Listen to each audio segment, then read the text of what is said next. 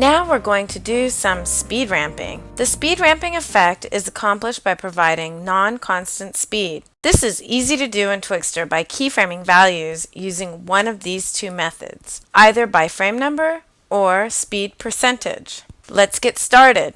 We're going to use the same source material as we saw in some of our other tutorials. This is Jessie, and this footage is HDV 1440 by 1080, 29.97 frames per second. After Effects is guessing lower field first, but I know this footage is upper field first. Just right mouse click and go to Interpret Footage, change to Upper Field First.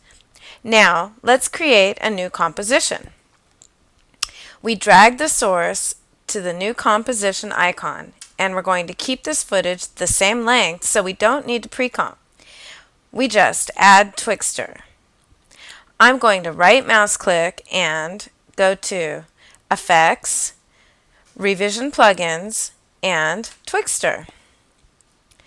If we go to the Effects controls, let's put the display on Twixtored Output. Change the input fields to upper field first to match the After Effects project and the footage. Let's go ahead and check the frame rate. It's 29.97 and that matches the source material, so it's fine. We would change it if it didn't match. Now, in our output control, let's look at the time remap mode. We're going to choose frame number this time. In the previous lessons, we chose speed. We're also going to go to frame number and select the stopwatch, which indicates that we want to animate the frame number. Twixtor considers the first frame to be 0.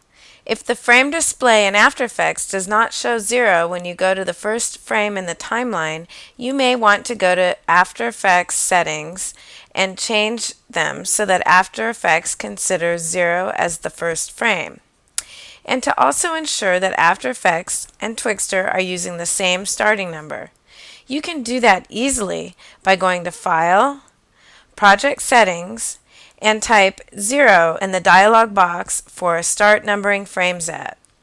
Also, go ahead and select Frames instead of Timecode Base or Feet in Frames for the display style. This way, the timeline will display frame numbers. With the frame number control, we can now keyframe the frame number parameter as follows. Retiming using frame number is almost the exact same way you can retime in After Effects using its time remapping control. I'm going to go to frame 0 of the output.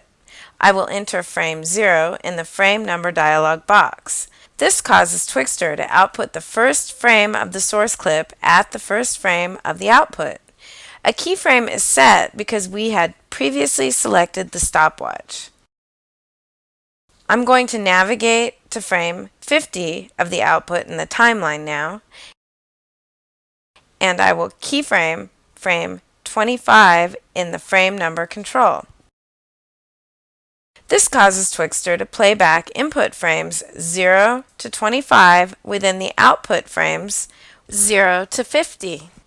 We can take a quick look at how that plays back.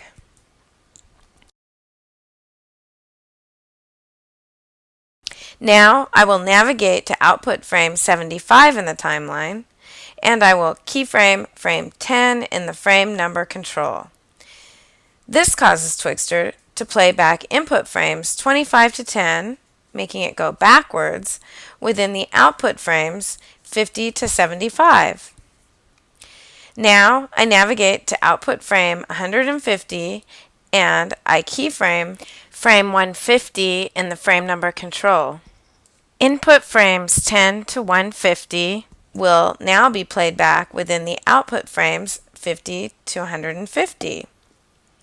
This will actually be a slowdown, but the entire duration will still be the same despite any speed changes we have made because the first frame is still at 0 and the last frame is still at 150. Let's go ahead and play back the result.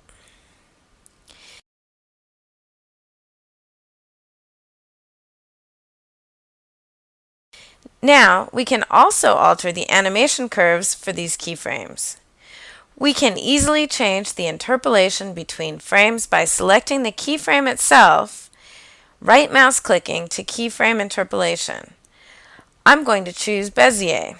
These are standard keyframe controls in After Effects, so any of the animation controls that you are used to can be used to define your animation. We can pull the handle up to have the car accelerate and pull the handle down to decelerate.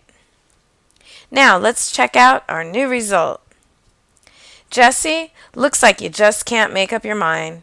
Well, this is how you do a speed ramp in Twixtor.